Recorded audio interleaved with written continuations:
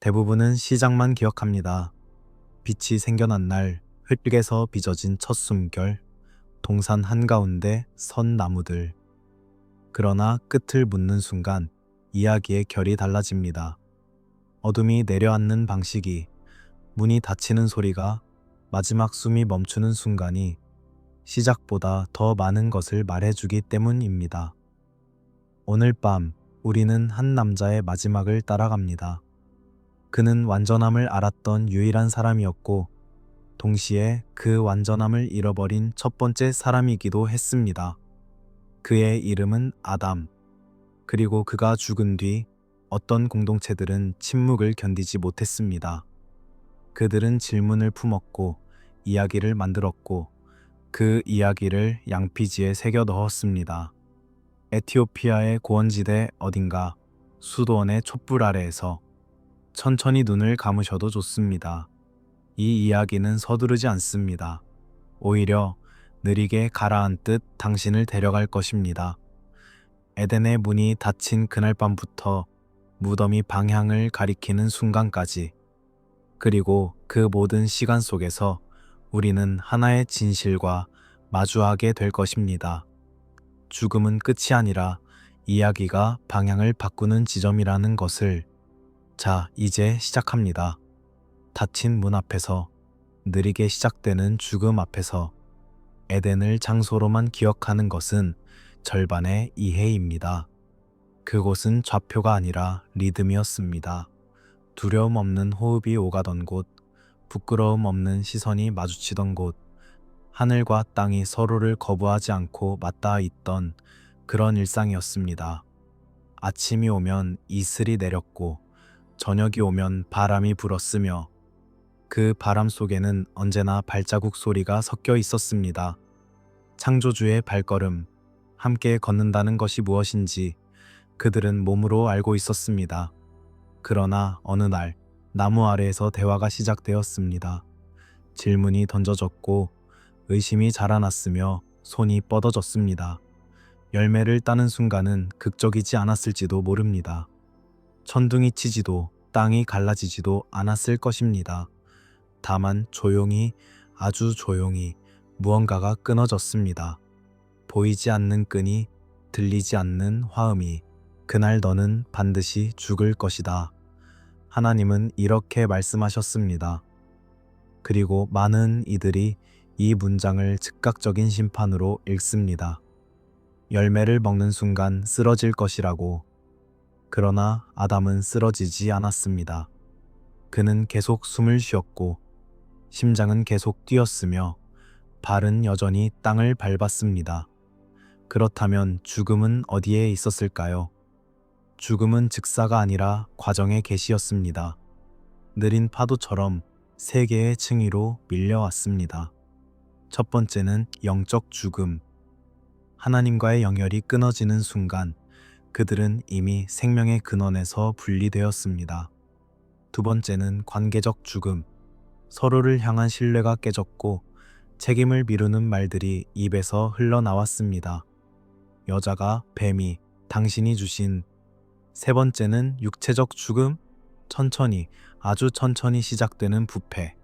세포는 언젠가 멈출 것이고 숨은 언젠가 끊어질 것이며 흙은 다시 흙으로 돌아갈 것입니다. 숨은 순간이 곧 죽음의 시작이었습니다. 그들은 나무 사이에 몸을 감췄습니다.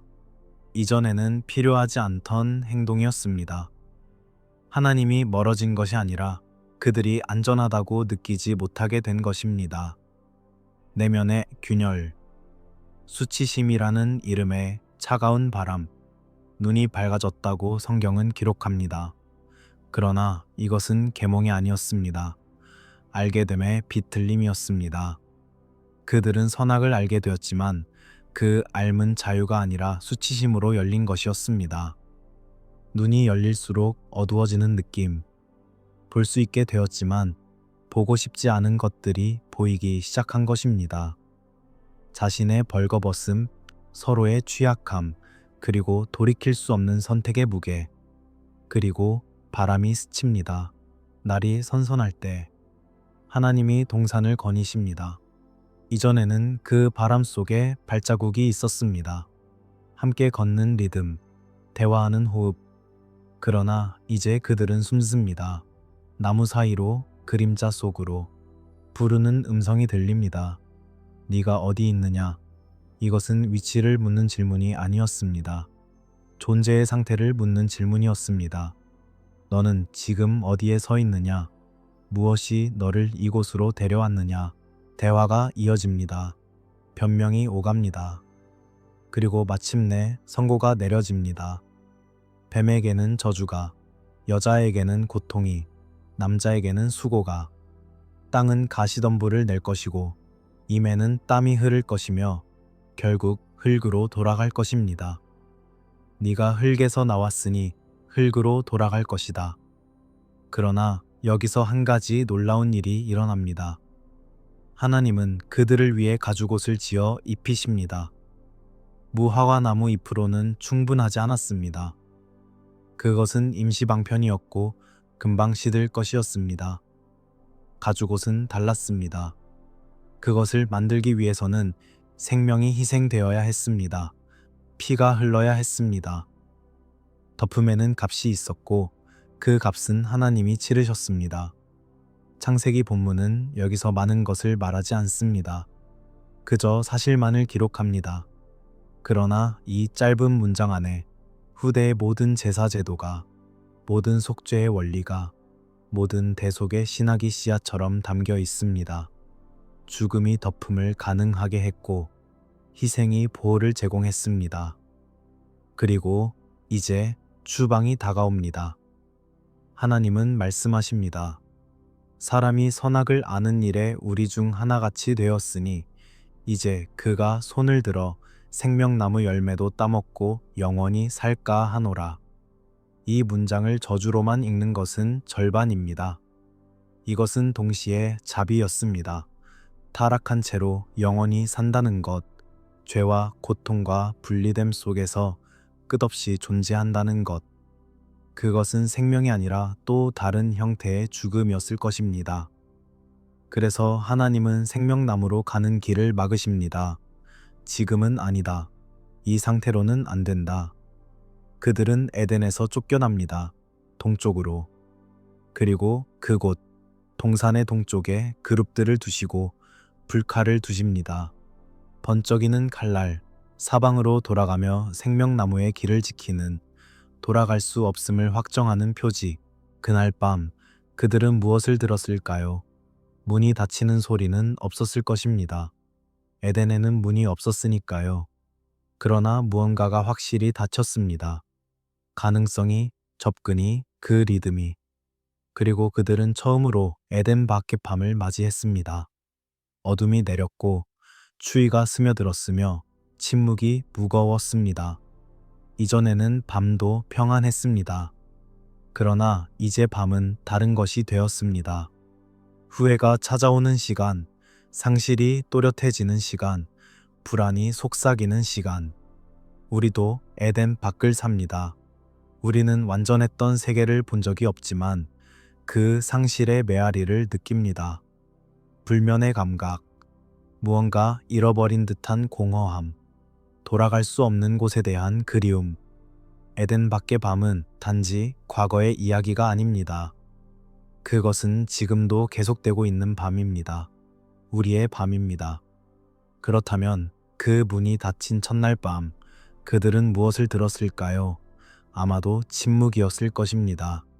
발자국 소리가 없는 바람, 함께 걷지 않는 저녁, 그리고 그 침묵 속에서 아주 작게 새로운 질문이 태어났을 것입니다. 이제 어떻게 살아야 하는가? 이 땅에서 이 몸으로 이 상실을 안고 추방 장면을 천천히 따라가 봅니다. 동쪽으로 향하는 발걸음, 뒤를 돌아볼 때마다 보이는 것, 그룹들의 형체, 번쩍이는 불칼, 그리고 점점 멀어지는 동산의 윤곽. 시각적 이미지로만 남기기에는 너무 깊은 장면입니다. 이것은 감각의 전환이었습니다. 땅이 달라졌습니다. 부드럽던 흙이 이제는 저항합니다. 씨를 뿌려도 가시덤불이 함께 자라나고 엉겅퀴가 손을 찌르며 수확은 땀의 대가로만 주어집니다. 이것은 단순한 농업의 어려움이 아니었습니다. 관계의 단절이었습니다. 땅과 인간 사이에, 창조주와 피조물 사이에. 이전에는 땅이 협력했다면 이제는 땅도 신음합니다. 저주 아래 놓인 땅, 인간의 타락에 함께 휘말린 땅. 아담과 이브는 살아갑니다. 날마다 조금씩. 아침이 오면 일어나고 저녁이 오면 쉬며 그 사이에 노동하고 먹고 말합니다. 생활사가 시작됩니다. 역사책에 기록되지 않는, 그러나 매일 반복되는 삶의 리듬. 불을 피우고 물을 기르며 상처를 감싸고 서로를 원망하다가도 다시 손을 잡습니다. 이것이 에덴바의 일상입니다. 그리고 생명이 태어납니다. 이브가 임신하고 가인을 낳습니다. 그녀는 말합니다. 내가 여호와로 말미암아 남자를 얻었다. 이 문장에는 놀라움과 소망이 섞여 있습니다.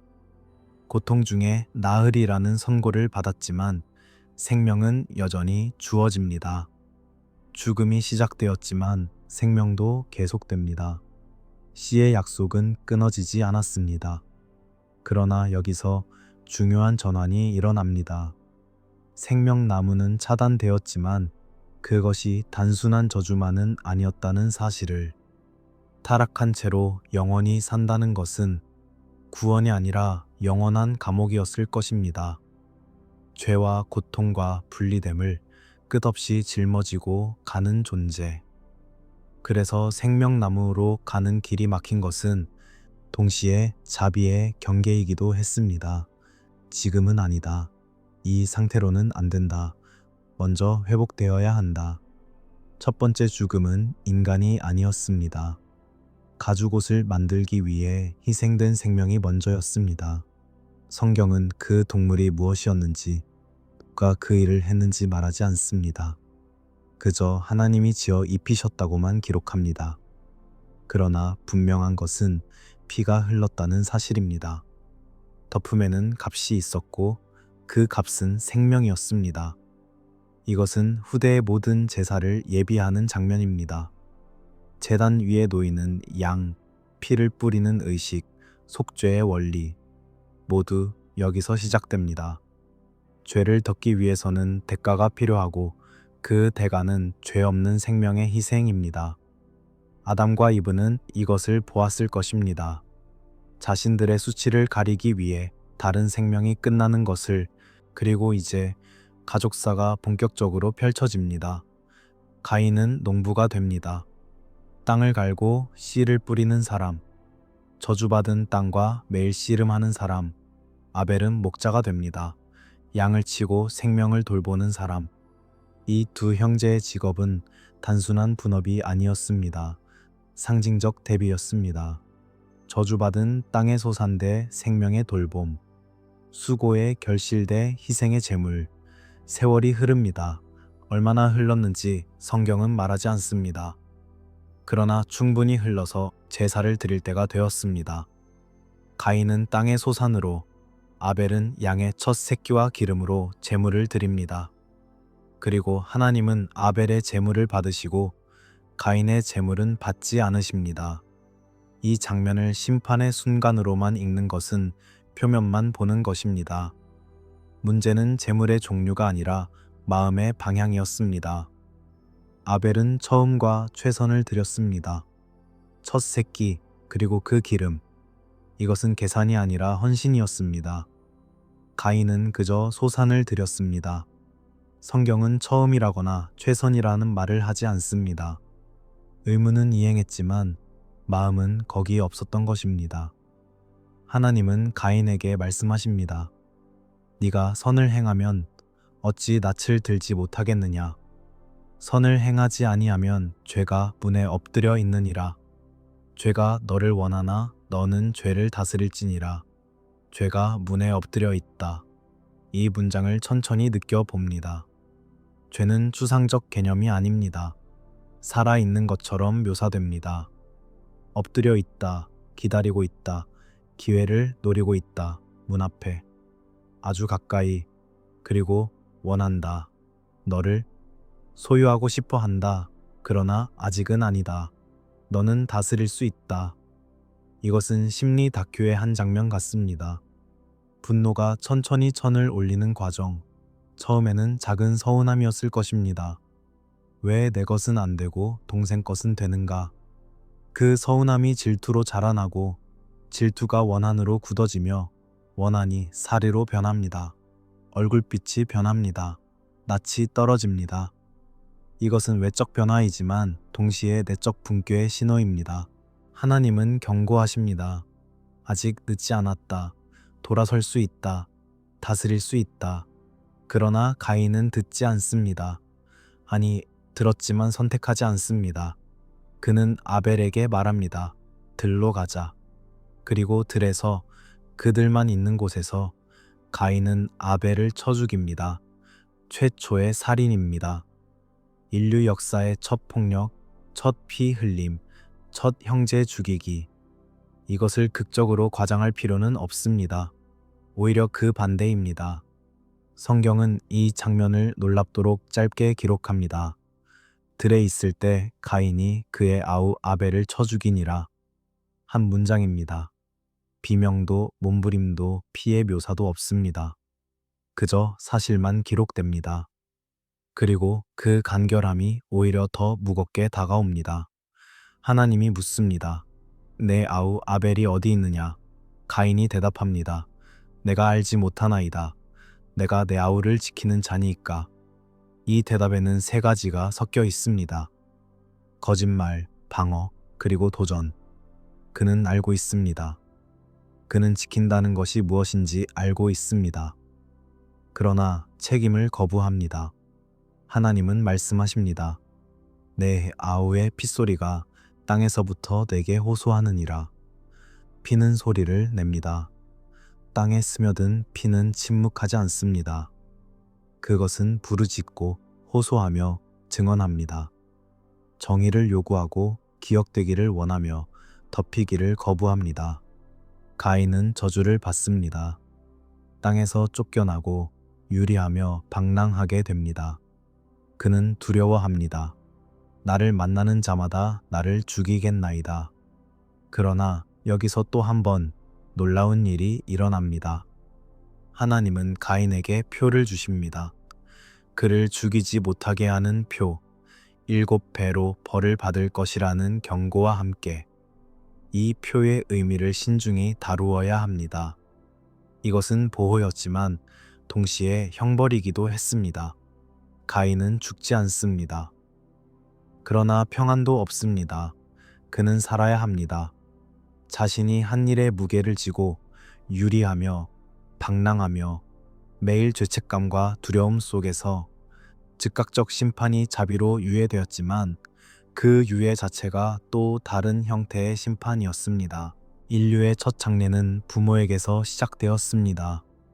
아담과 이브는 아들의 시신을 묻었을 것입니다. 어떻게 묻었는지 성경은 말하지 않습니다. 그러나 그 침묵이 말해줍니다. 슬픔은 언어를 넘어섭니다. 부모가 자식을 먼저 보내는 고통, 그것도 형제의 손에 의해 잃는 고통. 에덴에서는 상상할 수 없었던 상실, 그리고 세월이 또 흐릅니다. 이브가 다시 임신하고 아들을 낳습니다. 그 이름을 셋이라 합니다. 하나님이 나에게 가인이 죽인 아벨 대신에 다른 씨를 주셨다. 이 문장에는 깊은 신학이 담겨 있습니다. 씨의 약속은 끊어지지 않았습니다. 가인은 떠났고 아벨은 죽었지만 셋이 주어졌습니다. 이야기는 계속됩니다. 피와 흙의 세계 속에서도 생명은 다시 시작됩니다. 작은 불씨처럼. 셋에게서 에노스가 태어나고 그때부터 사람들이 여호와의 이름을 부르기 시작했다고 성경은 기록합니다. 예배가 회복됩니다. 부르짖음이 시작됩니다. 에덴 밖에서도 하나님을 향한 목소리는 사라지지 않았습니다. 오히려 상실이 깊어질수록 부름은 더 간절해졌을 것입니다. 그러나 이 모든 이야기 위로 하나의 그림자가 천천히 자라나고 있었습니다. 시간이라는 이름의 그림자. 아담은 오래 삽니다. 아주 오래. 930년.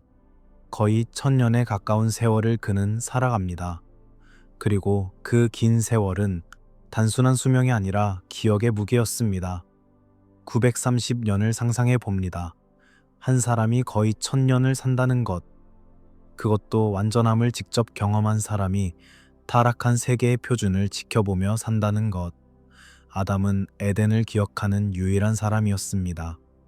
그 부드러운 흙의 감촉, 두려움 없는 저녁의 바람, 함께 걷던 발자국 소리, 그리고 동시에 그는 그 모든 것을 잃어버린 사람이기도 했습니다. 그의 눈앞에서 세상이 변해갑니다. 자녀가 태어나고 손자가 생기며 증손이 또 늘어납니다. 세대가 파도처럼 밀려옵니다. 각 세대는 이전 세대와 조금씩 달라집니다. 에덴의 기억은 점점 희미해지고 타락한 세계가 점점 정상처럼 느껴집니다. 노동은 당연해지고 고통은 일상이 되며 죽음은 피할 수 없는 운명처럼 받아들여집니다. 아담은 이 모든 것을 지켜봅니다. 그가 시작한 상실이 어떻게 대물림되는지, 그가 선택한 불순종이 어떻게 역사를 만들어가는지. 후회가 있었을까요? 아마 매일 있었을 것입니다. 아침마다, 저녁마다, 손자의 얼굴을 볼 때마다, 땅을 파며 땀을 흘릴 때마다. 만약 그때 다르게 선택했더라면, 만약 그 목소리를 듣지 않았더라면, 만약. 그러나 후회는 시간을 되돌리지 못합니다. 그는 계속 살아야 했습니다. 기억하며 후회하며 그러면서도 앞으로 나아가며 세세의 족보가 이어집니다. 에노스, 게난, 마할랄렐, 야렛, 에녹, 메우두셀라, 라멕, 노아. 이름들이 기록됩니다. 각 이름은 한 생애를 대표하고 각 생애는 수백 년을 포함합니다. 숫자가 나열됩니다. 몇 년을 살고 자녀를 낳고 또 몇 년을 더 살고 죽었더라. 이 족보를 단조롭게 느끼는 것은 자연스럽습니다. 반복되는 구조, 비슷한 숫자, 동일한 결말. 그러나 천천히 들여다보면 이 반복 자체가 메시지입니다. 생명은 계속됩니다. 죽음도 계속됩니다. 살고 낳고 죽는 리듬이 세대를 가로질러 반복됩니다. 이것이 에덴 밖의 현실입니다. 노동과 출산과 갈등이 일상이 됩니다. 땅을 갈고 씨를 뿌리며 추수하고 먹고 자식을 낳고 키우고 가르치고 보내고 또 맞이하고. 이 모든 일상 속에서 에덴은 점점 전설처럼 느껴졌을 것입니다. 할아버지의 할아버지가 말하던 동산. 어쩌면 사람들은 의심했을지도 모릅니다. 정말 그런 곳이 있었을까? 아니면 그저 옛 이야기일까? 그러나 아담은 알고 있었습니다. 그것은 이야기가 아니라 기억이었습니다. 그리고 그 기억이 그를 늙게 했습니다. 육체만 늙은 것이 아니라 영혼도 늙었습니다. 상실의 무게는 세월이 지날수록 가벼워지는 것이 아니라 오히려 더 무거워집니다. 익숙해진다고 해서 아프지 않은 것은 아니니까요. 그리고 마침내 한 문장이 옵니다. 아담은 930년을 살고 죽었다. 이것이 전부입니다. 길게 설명하지 않습니다. 슬픔을 묘사하지도 장례를 기록하지도 유언을 남기지도 않습니다. 그저 숫자와 마침표 930년 죽었다. 이 건조함이 오히려 크게 울립니다. 왜냐하면 이것은 무관심이 아니라 확정이기 때문입니다. 경고의 성취입니다. 그날 너는 반드시 죽을 것이다. 그 말씀은 즉각 이루어지지 않았지만 결국 이루어졌습니다. 930년이 걸렸지만 죽음은 왔습니다. 예외는 없었습니다.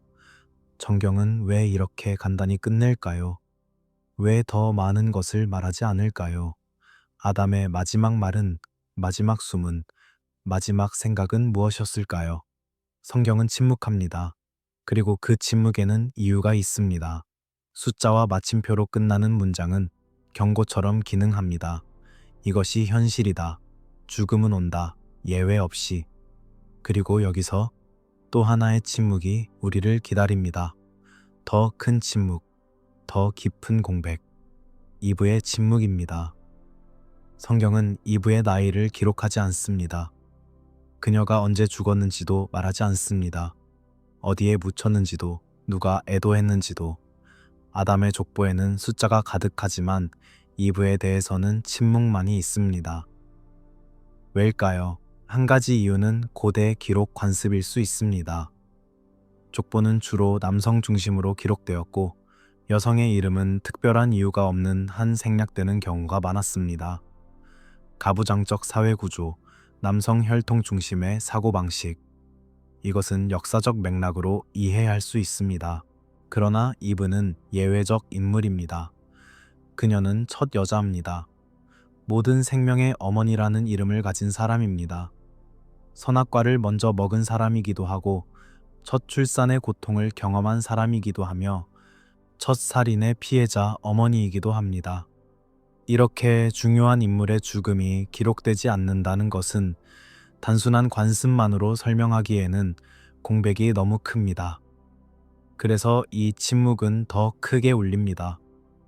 공백은 질문을 낳습니다. 왜 말하지 않는가? 무엇을 남기려 하는가? 혹은 무엇을 열어두려 하는가? 침묵은 때로 기능을 가집니다. 끝맺지 않음으로써 앞을 향하게 하는 기능. 이브의 이야기가 마침표로 끝나지 않는다는 것은 그녀가 대표하는 어떤 것이 여전히 진행 중이라는 뜻일 수 있습니다. 생명, 시, 약속. 이것들은 아직 끝나지 않았습니다. 그리고 어쩌면 이 공백은 후대의 공동체들이 채우도록 남겨진 것일지도 모릅니다. 질문하고 상상하며 이야기를 만들고 의미를 찾도록. 실제로 그렇게 되었습니다. 사람들은 침묵을 견디지 못했습니다.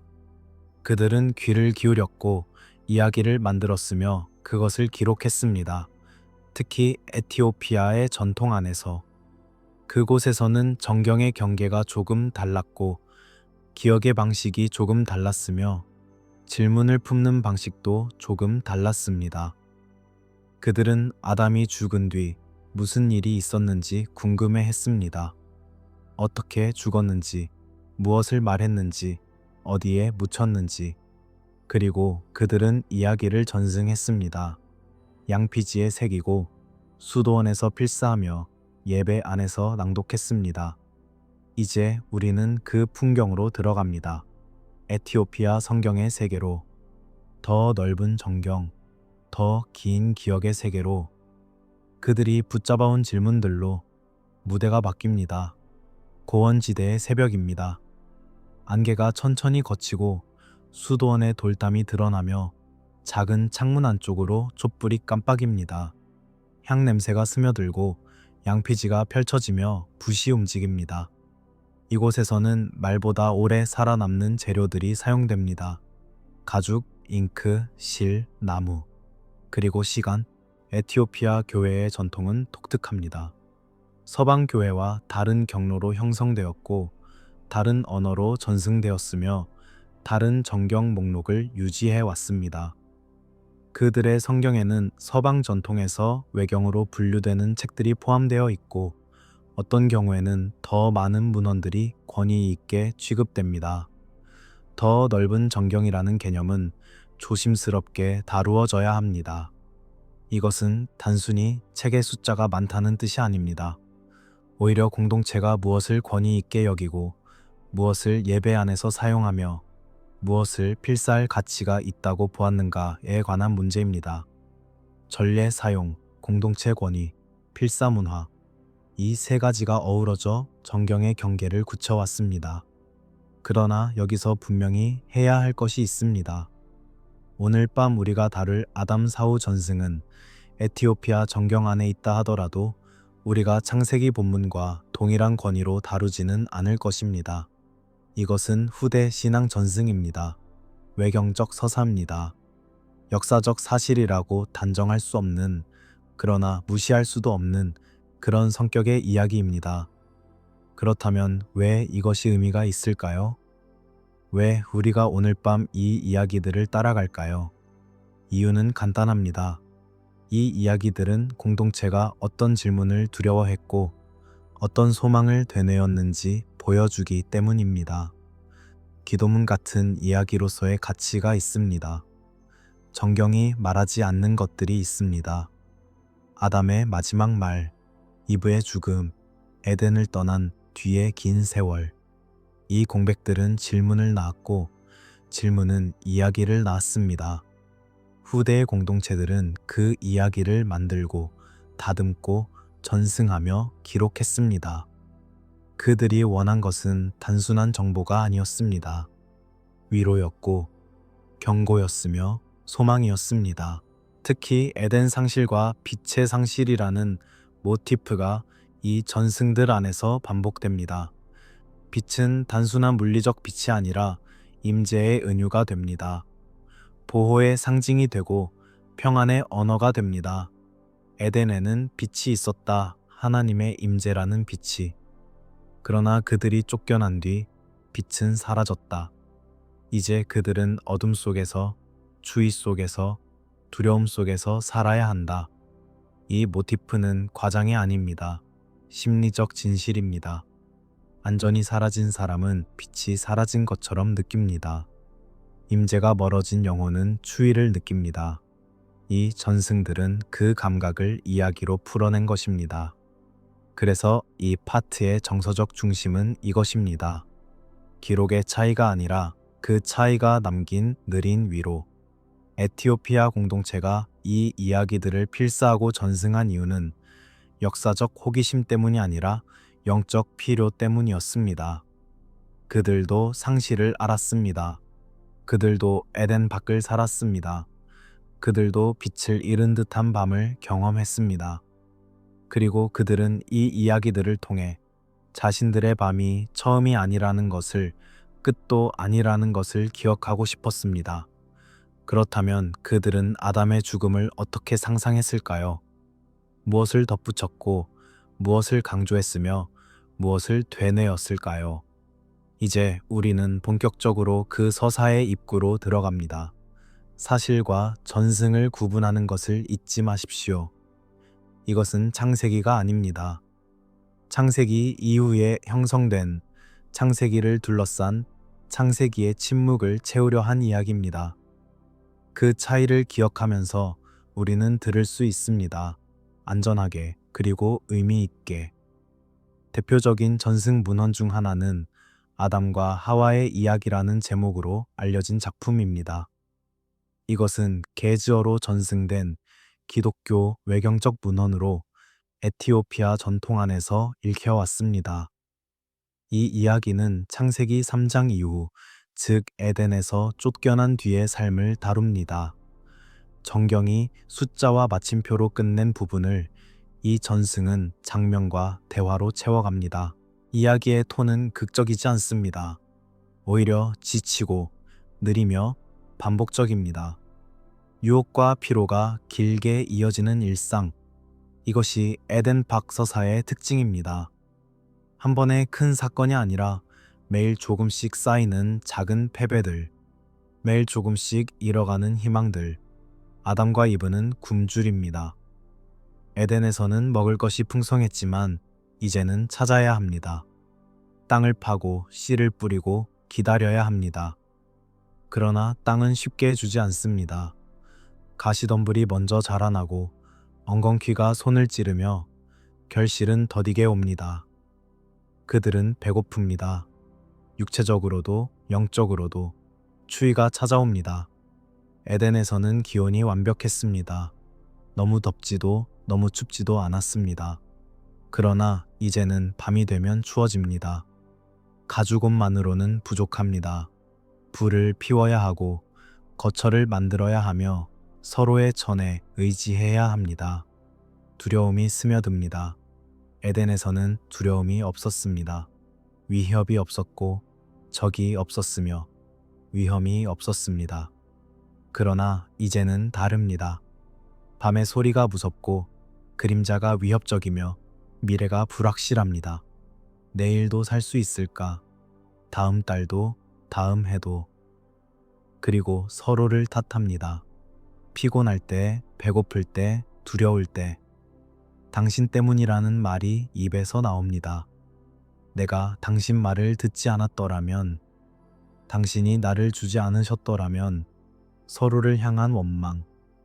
그러다가도 다시 붙잡습니다. 서로밖에 없으니까. 이 세상에 이 상실을 아는 사람은 둘뿐이니까. 이것이 관계적 죽음의 긴 여운입니다. 한 번에 끝나지 않습니다. 천천히 매일 조금씩 깨져갑니다. 그리고 조금씩 회복되기도 합니다. 완전히 무너지지도 완전히 치유되지도 않은 채 그 중간 어딘가에서 계속 살아갑니다. 전승은 반복되는 속임의 이야기를 포함합니다. 악마가 다시 찾아온다는 설정입니다. 다른 모습으로, 다른 목소리로, 그러나 같은 목적으로 그들을 넘어뜨리려고, 희망을 빼앗으려고, 완전히 절망하게 만들려고. 이것을 초자연적 사건으로만 읽을 필요는 없습니다. 심리적 현실로도 읽을 수 있습니다. 지치게 만드는 목소리, 너는 안 될 거야. 돌아갈 수 없어. 용서받을 수 없어. 계속 반복되는 내면의 속삭임. 동굴이 등장합니다. 그들이 거처를 정한 곳. 집이 생기기 전에 먼저 생기는 것은 숨을 곳입니다. 에덴에서는 숨을 필요가 없었습니다. 그러나 이제는 숨어야 합니다. 추위로부터, 위험으로부터, 때로는 서로로부터. 동굴은 보호이지만 동시에 상실의 상징이기도 합니다. 열린 동산 대신 닫힌 동굴, 자유로운 걸음 대신 제한된 공간. 전승 문헌들은 특정 장치를 반복합니다.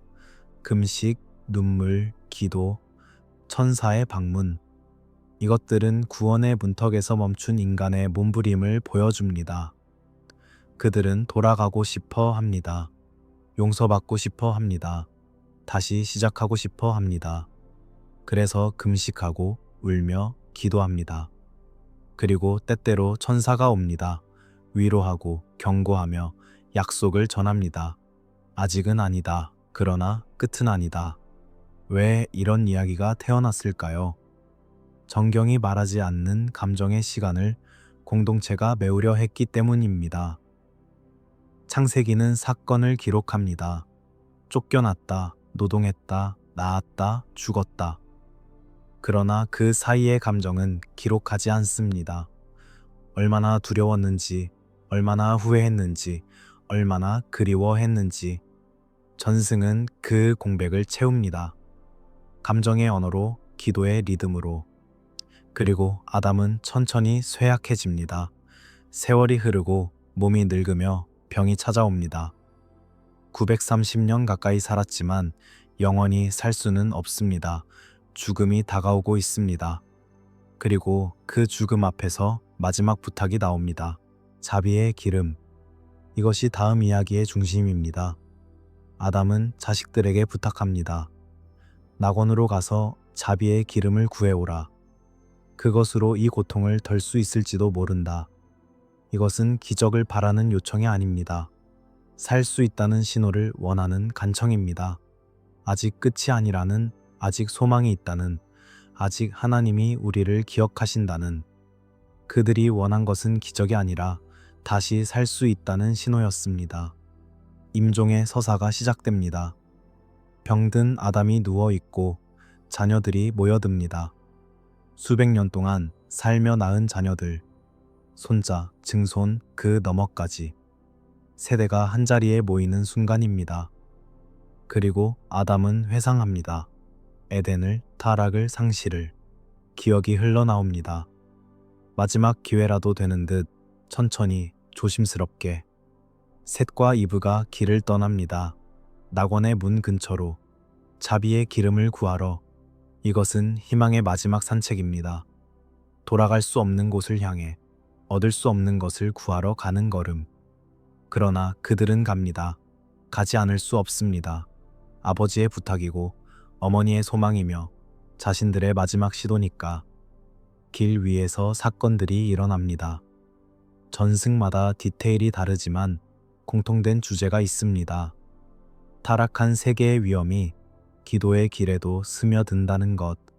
짐승이 나타나고 이브가 공격받으며 셋이 보호합니다.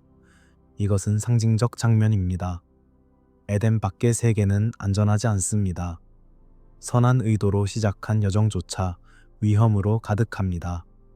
그들은 낙원의 문에 도착합니다. 그룹들이 지키고 있습니다. 불칼이 번쩍입니다. 그들은 간청합니다. 자비의 기름을 주십시오. 우리 아버지가 죽어가고 있습니다. 그가 고통 중에 있습니다. 조금만 도와주십시오. 대답이 옵니다. 지금은 줄 수 없다. 끝의 때에 주어질 것이다. 이것은 거절이지만 완전한 거절은 아닙니다. 지연되는 위로입니다. 지금은 아니다. 그러나 결코 아니다는 아니다. 때가 차면, 끝이 오면, 회복이 완성되면 그때 주어질 것이다. 이 구조는 전승이 주는 핵심 메시지입니다. 회복은 과거로의 회귀가 아니라 앞으로 주어질 선물이라는 것, 에덴으로 돌아가는 것이 목표가 아닙니다. 새로운 것이 임하는 것이 목표입니다.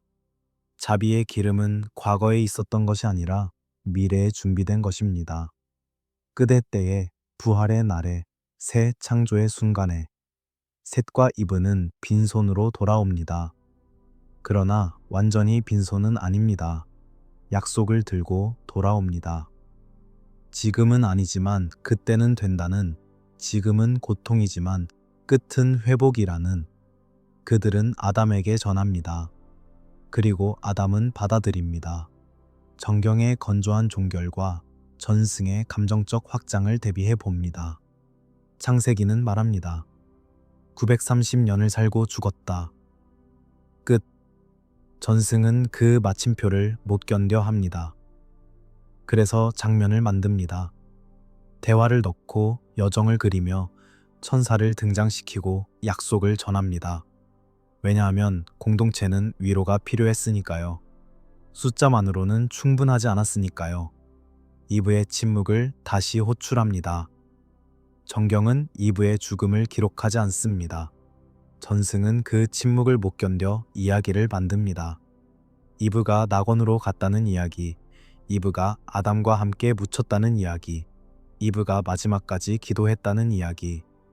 그러나 정경이 침묵을 남긴 이유는 질문으로 남겨두어야 합니다. 왜 말하지 않았을까? 무엇을 열어두었을까? 아담의 마지막 말을 전승은 기록합니다. 직접 인용하지는 않겠습니다. 전승마다 표현이 다르고 정확한 문장을 확정할 수 없기 때문입니다. 그러나 주제는 일관됩니다. 회개, 경고, 약속, 내가 잘못했다. 너희는 조심하라. 그러나 하나님은 신실하시다. 유혹의 메커니즘을 그는 경고합니다. 목소리를 조심하라. 의심을 심는 질문을 조심하라. 하나님의 말씀보다 자신의 판단을 앞세우지 마라. 내가 그렇게 넘어졌다. 너희는 그러지 마라. 소망의 씨앗을 그는 남깁니다. 비록 지금은 에덴 밖이지만 끝은 아니다. 비록 지금은 고통이지만 영원하지 않다. 자비의 기름은 지금 주어지지 않았지만 때가 되면 주어질 것이다. 기다려라, 견뎌라, 소망을 놓지 마라. 그리고 그는 숨을 거둡니다. 930년의 여정이 끝납니다. 첫 인간의 마지막 숨. 에덴을 기억하는 마지막 눈이 감깁니다. 문은 닫혔지만 길은 끝나지 않았습니다. 아담이 죽은 뒤 무덤은 어디로 향할까요? 이것은 단순한 장소의 질문이 아닙니다. 방향의 질문입니다. 의미의 질문입니다. 죽음이 끝인가 아니면 무언가를 가리키는가? 보물의 동굴이라는 전승 계열이 있습니다. 이것은 창조부터 구원까지를 한 줄로 엮는 자해서술 성격의 문헌입니다. 이 전승이 아담 사후를 중요하게 다루는 이유는 명확합니다. 아담의 몸, 피, 무덤이 구원사의 상징이 되기 때문입니다. 동굴 모티프가 등장합니다. 아담이 묻힌 곳이 동굴이라는 설정. 이것은 단순한 매장지가 아닙니다. 가장 오래된 상실을 어둠 속에 보관하는 공간입니다. 첫 죽음이 누운 자리, 모든 후손의 운명을 예고하는 장소. 동굴은 닫혀 있지만 동시에 보존합니다. 잊히지 않도록, 기억되도록. 전승은 말합니다. 세대가 무덤을 지킨다고. 아담의 자손들이 그 동굴을 기억하고 방문하며 보호한다고. 이것은 기억의 인계입니다. 할아버지가 아버지에게, 아버지가 아들에게, 아들이 손자에게. 여기에 우리의 시작이 묻혀 있다. 잊지 마라. 이곳을 기억하라. 물론 전승마다 디테일은 다릅니다. 어떤 전승은 동굴의 위치를 구체적으로 언급하고 어떤 전승은 모호하게 남겨둡니다. 어떤 전승은 여러 세대에 걸친 이동을 기록하고 어떤 전승은 한 장소에 고정합니다. 이 차이를 무시할 수 없습니다. 우리는 하나의 확정된 이야기를 다루는 것이 아니라 여러 갈래의 전승 네트워크를 다루고 있습니다. 그러나 그 모든 전승이 공유하는 핵심이 있습니다. 세상의 중심에 아담이 묻혔다는 생각입니다. 특히 골고다와 연결되는 전승이 강력합니다. 아담의 무덤이 골고다 아래에 있다는 이야기. 십자가가 세워진 바로 그 자리, 그 아래에 첫 인간의 뼈가 누워 있다는. 이것을 역사적 사실로 단정할 수는 없습니다. 고고학적 증거가 없고 성경 본문이 확증하지 않으며 전승 자체도 후대에 형성된 것입니다. 그러나 사실 여부와 별개로 이 전승이 왜 생겨났는지, 무엇을 말하려 했는지는 살펴볼 가치가 있습니다. 왜 하필 그 지점인가? 왜 골고다인가? 이유는 상징적 구조에 있습니다. 죽음과 죽음이 만나는 자리, 첫 아담의 죽음과 마지막 아담의 죽음이 만나는 자리, 첫 죄가 시작된 곳과 마지막 속죄가 이루어진 곳이 겹치는 자리. 이것은 예표입니다. 대조입니다. 신학적 선언입니다. 전승은 때로 이렇게 말합니다. 십자가에서 흘린 피가 아래로 스며들어 아담의 뼈를 적셨다고. 첫 죽음이 마지막 생명으로 씻김을 받았다고. 이것은 시적 이미지입니다. 문자 그대로의 사실이 아니라 신학적 진리를 담은 그림입니다. 전승의 이동 경로를 확정하려 하지 않습니다. 이 이야기가 어디서 시작되어 어디로 퍼졌는지, 누가 먼저 기록했고 누가 변형했는지, 학자들도 의견이 갈립니다. 다만 우리가 확인할 수 있는 것은 여러 언어권에서, 여러 문화권에서 비슷한 모티프가 반복된다는 사실입니다. 시리아어 전통, 에티오피아 전통, 아르메니아 전통, 그리스 전통. 각기 조금씩 다르지만 핵심은 같습니다. 아담의 무덤은 단순한 묘지가 아니다. 그것은 방향을 가진 표지판이다. 핵심은 좌표가 아닙니다. 골고다가 정확히 어느 위도, 어느 경도에 있느냐가 중요한 것이 아닙니다. 중요한 것은 죽음이 이야기의 마지막이 아니라는 구조입니다. 아담의 죽음은 끝이 아니라 시작을 가리킵니다. 저주의 완성이 아니라 회복의 예고입니다. 무덤은 닫힌 공간이 아니라 방향을 가진 표지판처럼 놓입니다. 이쪽이 아니라 저쪽을 보라고, 과거가 아니라 미래를 향하라고, 첫 아담이 아니라 마지막 아담을 기대하라고. 이제 우리는 상징의 결을 정리할 시간입니다. 여러 전승이 사랑한 테마들, 반복해서 등장한 이미지들을 천천히 들여다봅니다. 특히 빛과 덮음과 임재, 이 세 가지가 어떻게 서로 얽혀 있는지. 빛은 장식이 아닙니다. 에티오피아 전승 안에서 빛은 임재의 언어입니다. 하나님이 함께 하시는 곳에는 빛이 있고 하나님이 떠나신 곳에는 어둠이 있습니다. 이것은 물리적 현상이 아니라 영적 현실의 은유입니다. 전승들은 말합니다. 에덴에는 빛이 있었다고. 아담과 이브는 빛으로 덮여 있었다고. 이것은 문자 그대로의 빛이 아닙니다. 영광의 옷, 임재의 덮개, 보호의 광채. 그들은 벌거벗었지만 부끄럽지 않았습니다. 왜냐하면 빛이 그들을 감싸고 있었기 때문입니다. 그러나 타락 후 빛이 사라집니다. 벌거벗음이 드러납니다. 이것은 피부의 문제가 아니라 덮이던 평안이 사라진 감각입니다. 빛의 상실은 곧 임재의 상실이고 임재의 상실은 곧 보호의 상실이며 보호의 상실은 곧 수치심의 시작입니다. 그래서 그들은 무화과 나무 잎을 엮습니다. 스스로를 덮으려 합니다. 그러나 충분하지 않습니다. 잎은 시들고 바람에 흔들리며 진정한 덮음을 제공하지 못합니다. 그들은 여전히 벌거벗은 느낌입니다. 하나님이 가죽옷을 지어 입히십니다. 이것이 진정한 덮음입니다.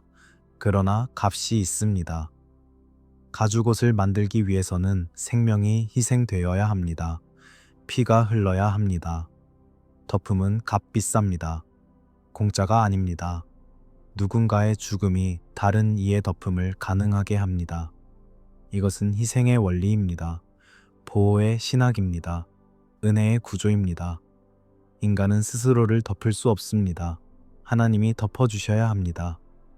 그러나 그 덮음에는 대가가 있고 그 대가는 하나님이 치르십니다. 전승 문헌들이 반복하는 장면들을 다시 봅니다. 기도, 눈물, 천사의 방문. 이것들은 단순한 드라마틱한 장치가 아닙니다. 회복을 향한 호흡입니다. 아담과 이브는 에덴으로 돌아갈 수 없습니다. 그러나 포기하지 않습니다. 그들은 기도합니다. 금식하고 울며 간구합니다. 그리고 때때로 응답이 옵니다. 천사의 방문, 위로의 말씀, 약속의 전달. 이것은 구원의 문턱에서 일어나는 일입니다. 아직 구원은 완성되지 않았습니다. 그러나 완전히 버려진 것도 아닙니다. 중간 어딘가 이미 시작되었지만 아직 끝나지 않은 already but not yet. 이 긴장 속에서 기도는 계속되고 눈물은 계속 흐르며 소망은 계속 숨쉽니다. 자비의 기름의 의미를 조용히 해석합니다. 아담이 원한 것은 즉각적 치유였을 수 있습니다. 이 고통에서 지금 벗어나는 것.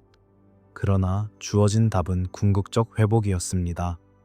끝의 때에 부활의 날에 지금이 아니라 그때.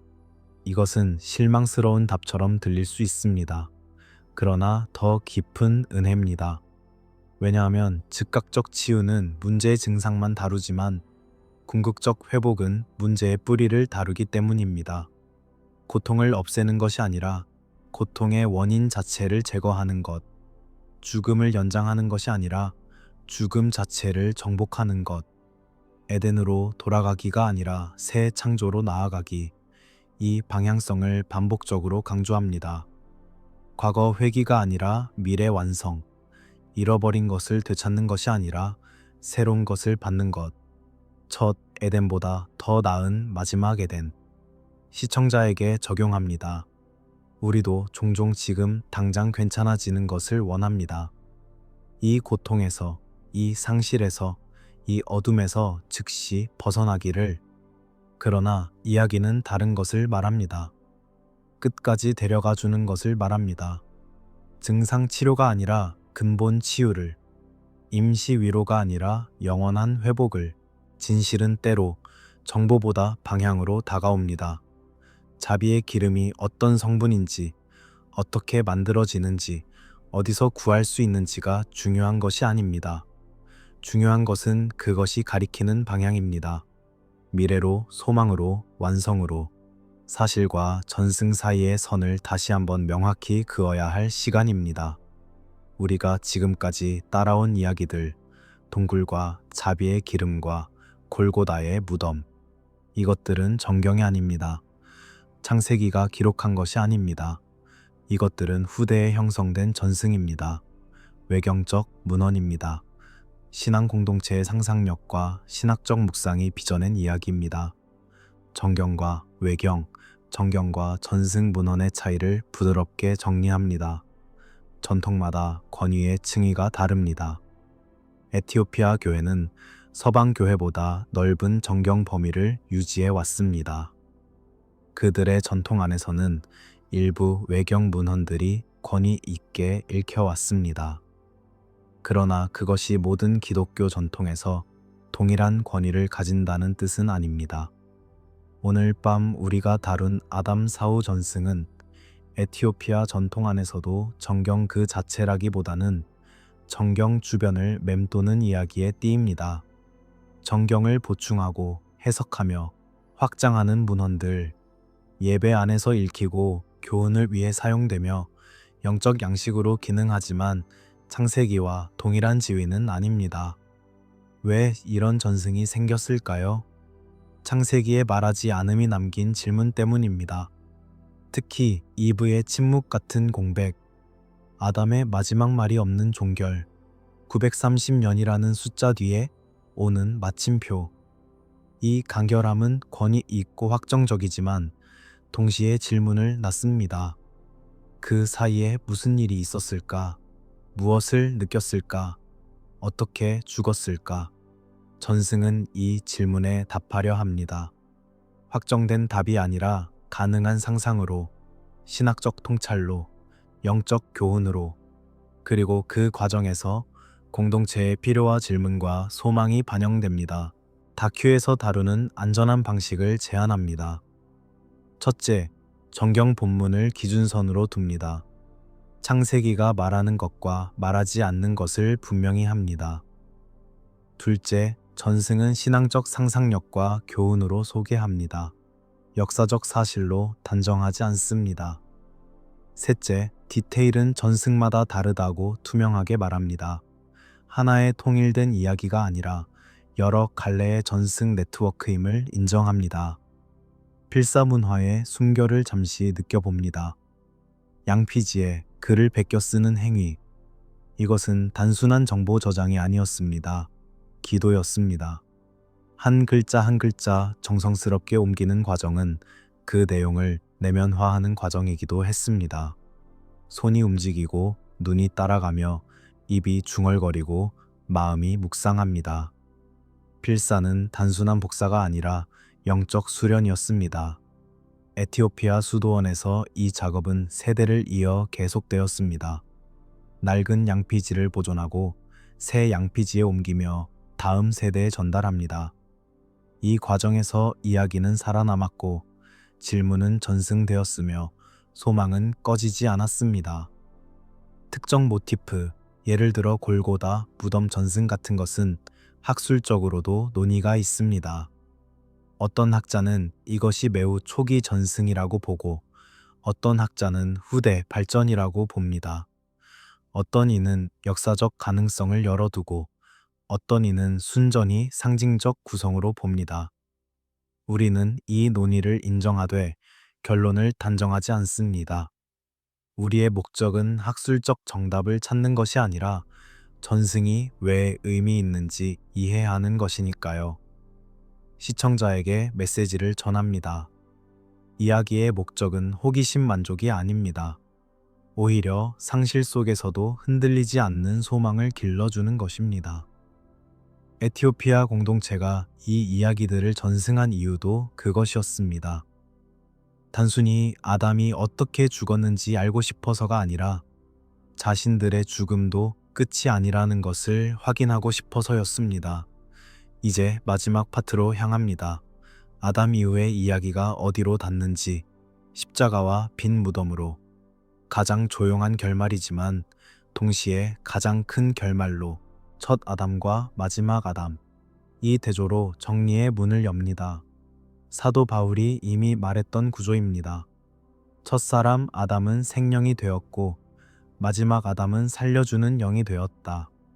첫사람은 땅에서 났으니 흙에 속하고 둘째 사람은 하늘에서 나셨다. 이것은 단순한 비교가 아닙니다. 구원사의 축입니다. 첫 아담을 따라가 봅니다. 풍요의 동산에 있었습니다. 모든 것이 주어졌고 한 가지만 금지되었습니다. 그러나 그는 실패했습니다. 유혹에 넘어갔고 열매를 먹었으며 모든 것을 잃었습니다. 마지막 아담을 따라가 봅니다. 고통의 동산에 있었습니다. 겟세마네. 아무것도 주어지지 않았고 모든 것이 요구되었습니다. 십자가를 지라는 요구. 그러나 그는 순종했습니다. 이 잔을 내게서 지나가게 하옵소서. 그러나 나의 원대로 마옵시고 아버지의 원대로 하옵소서. 정반대의 정원입니다. 에덴과 겟세마네, 풍요와 고통, 실패와 순종, 상실과 회복. 이 대조는 우연이 아닙니다. 구조적으로 설계된 역전입니다. 나무의 반전을 봅니다. 에덴 한가운데 선악을 알게 하는 나무가 있었습니다. 금지된 나무, 먹으면 죽는 나무. 아담은 그 열매를 따먹었고 죽음의 길이 열렸습니다. 골고다 한가운데 십자가가 세워집니다. 나무로 만든 십자가, 저주의 나무. 그러나 이 나무에서는 생명이 흘러나옵니다.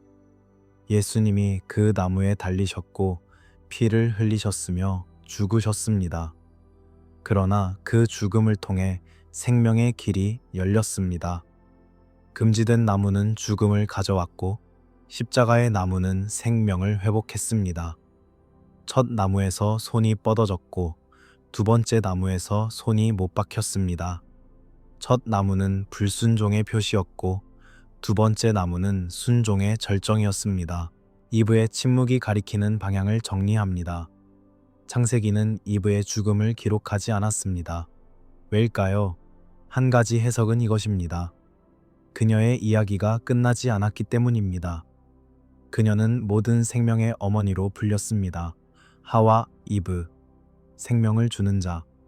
그리고 그 이름은 약속이었습니다. 여자의 후손이 뱀의 머리를 상하게 할 것이다. 이브로 시작된 씨의 약속은 계속됩니다. 셋, 에노스, 그리고 긴 족보를 거쳐 아브라함, 이삭, 야곱, 유다, 다윗, 그리고 마침내 마리아에게 이릅니다. 또 한 명의 여자, 또 한 번의 잉태. 그러나 이번에는 성령으로 죄 없이 구원을 위해. 이브의 침묵은 닫힌 문장이 아니라 열린 문장입니다. 그녀의 이야기는 마침표로 끝나지 않고 쉼표로 이어집니다. 계속, 마지막 여자의 마지막 시까지.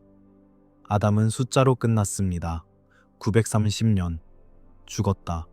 그러나 이야기는 숫자로 끝나지 않습니다. 그의 죽음 뒤에도 이야기는 계속됩니다. 셋의 자손들, 노아와 홍수, 아브라함과 약속, 출애굽과 율법, 왕국과 예언, 포로와 귀환, 그리고 마침내 한 아기의 탄생. 전승 문헌들이 말했던 것을 기억합니다. 자비의 기름, 동굴의 보존, 골고다의 무덤. 이 모든 것이 결국 하나를 말하고 있었습니다.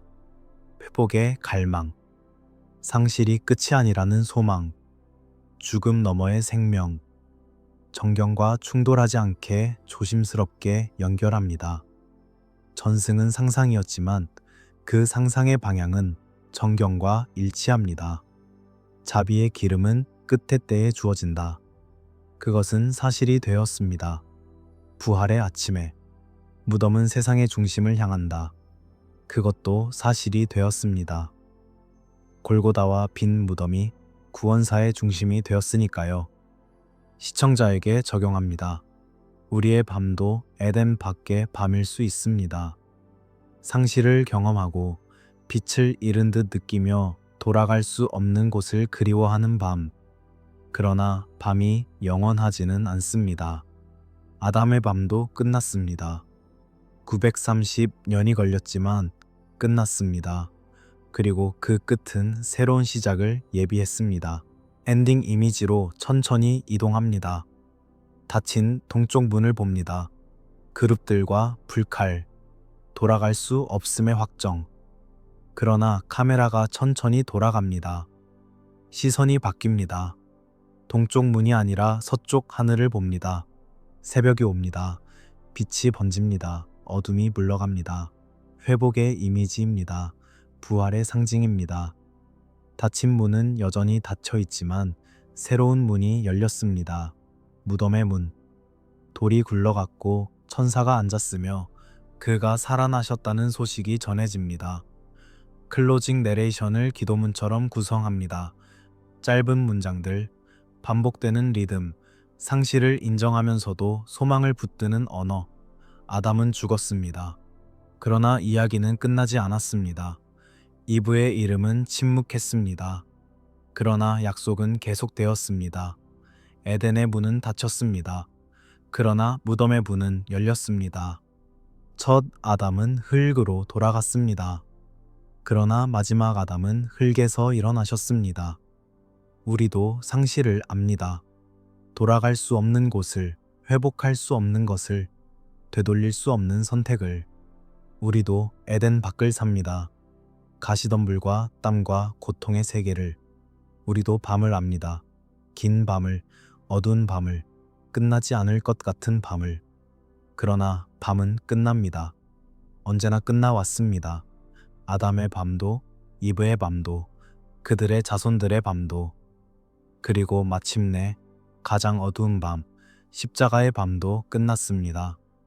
부활의 새벽이 왔습니다. 당신의 밤도 끝날 것입니다. 지금 당장은 아닐지 모릅니다. 내일도 아닐지 모릅니다. 그러나 끝은 아닙니다.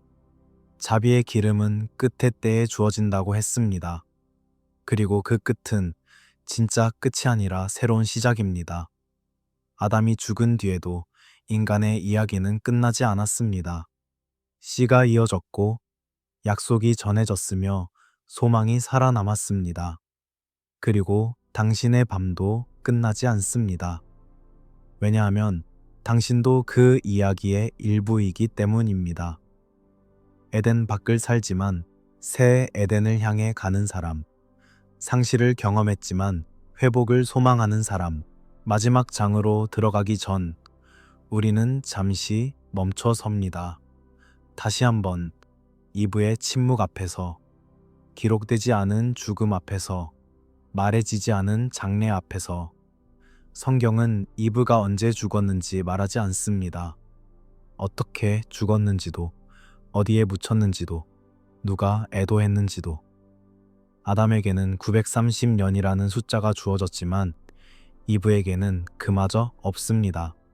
그저 침묵, 빈칸, 기록되지 않음. 이것을 단순한 누락으로만 볼 수는 없습니다. 고대 문헌들, 특히 족보와 연대기는 남성 중심으로 기록되는 경향이 있었습니다. 가부장적 사회구조, 혈통 계승의 방식, 기록 문화의 관습. 이것은 역사적 맥락입니다. 비난할 일도 놀랄 일도 아닙니다. 그저 당시의 방식이었습니다. 그러나 이브는 예외적으로 큰 인물입니다. 첫 여자, 모든 생명의 어머니, 선악과를 먹은 사람, 첫 고통을 경험한 사람, 첫 살인의 피해자 어머니. 이렇게 중요한 사람의 죽음이 기록되지 않는다는 것은 일반적 경향만으로는 설명되지 않는 공백입니다. 침묵이 더 크게 울립니다. 부재가 더 강하게 느껴집니다. 그래서 우리는 상상하게 됩니다. 기록되지 않은 장례를. 그러나 극적인 장면을 만들지는 않겠습니다. 과장된 슬픔이나 웅장한 의식이나 긴 연설을 상상하지 않겠습니다. 대신 작은 것들을 상상합니다. 습관의 부재를, 남은 물건의 존재를, 낡은 천의 촉감을. 아침이 오면 이브가 하던 일들이 있었을 것입니다. 물을 깃고 불을 피우며 아이들을 깨우고 상처를 살피던 손길. 그러나 어느 날부터 그 손이 없습니다. 누군가 그 일을 대신해야 합니다. 아마도 며느리가, 손녀가. 그들은 그 일을 하며 생각했을 것입니다. 할머니는 이렇게 하셨지. 어머니는 저렇게 말씀하셨지. 이브가 입던 가죽옷이 있었을 것입니다. 하나님이 지어주신 그 첫 번째 덮음. 세월의 날 같지만 버릴 수 없는 옷. 그것을 만지는 손이 있었을 것입니다. 천천히, 조심스럽게. 마치 그녀를 만지듯 이브가 앉던 자리가 있었을 것입니다. 동굴 입구 근처, 해가 잘 드는 곳. 저녁이면 그곳에 앉아 먼 곳을 바라보던 자리. 에덴이 있던 방향을. 이제 그 자리는 비어 있습니다. 그러나 누구도 그곳에 앉지 않습니다. 마치 아직 그녀가 돌아올 것처럼. 어머니의 부재는 다음 세대에게 무엇을 남겼을까요? 기억의 전승이었을 것입니다. 말로 전해지는 것도 있었겠지만 표정으로 전해지는 것도 있었을 것입니다. 할아버지 아담이 먼 곳을 바라볼 때의 눈빛, 아버지 셋이 이름을 부를 때의 목소리, 그 안에 담긴 그리움, 후회, 그리고 사랑. 신앙도 이렇게 전해졌을 것입니다. 교리로만이 아니라 몸짓으로, 기도하는 자세, 감사하는 습관, 용서를 구하는 방식, 이브가 보여준 것들이 말없이 다음 세대로 흘러갔을 것입니다. 이브의 침묵은 닫힌 결말이 아닙니다. 오히려 열린 방향입니다. 이야기가 끝나지 않도록 남겨진 여백입니다. 만약 성경이 이브의 죽음을 아담처럼 기록했다면, 930년을 살고 죽었다고 마침표를 찍었다면 우리는 거기서 멈췄을 것입니다. 그러나 침묵은 멈추게 하지 않습니다. 오히려 계속 걷게 만듭니다. 다음을 찾게 만듭니다. 의미를 묻게 만듭니다. 우리 삶에도 기록되지 않는 이별들이 있습니다. 공식적인 장례도 부고도 추도사도 없는 작별들. 관계의 끝, 계절의 변화, 시대의 이동. 우리는 명확한 마침표 없이 무언가를 떠나보냅니다. 그리고 그 침묵이 오히려 오래 남습니다. 기록된 것보다, 말해진 것보다, 공식화된 것보다. 이브의 침묵도 그렇습니다. 기록되지 않았기에 더 오래 울립니다. 마침표가 없기에 계속 이어집니다. 그녀의 이름, 하와, 생명을 주는 자. 그 이름은 끝나지 않았습니다. 그녀의 죽음이 기록되지 않은 것은 어쩌면 그녀가 대표하는 것이 아직 끝나지 않았기 때문일지도 모릅니다. 이제 침묵을 해석하려 하지 않겠습니다. 억지로 의미를 채우지도 확정된 답을 만들지도 않겠습니다. 대신 그 침묵이 어디를 가리키는지 따라가 보겠습니다. 손가락이 아니라 손가락이 가리키는 달을 보듯이 침묵은 씨앗을 가리킵니다. 생명의 약속을, 끊어지지 않는 계보를, 그리고 그 씨앗이 자라나 마침내 맺을 열매를. 씨앗. 이것이 마지막 장의 중심 엔진입니다. 상실 이후에도 계속 이어지는 한 줄기의 약속. 에덴에서 주어진 말씀이 밤을 건너 아침까지 살아남는 이유. 하나님은 뱀에게 말씀하셨습니다.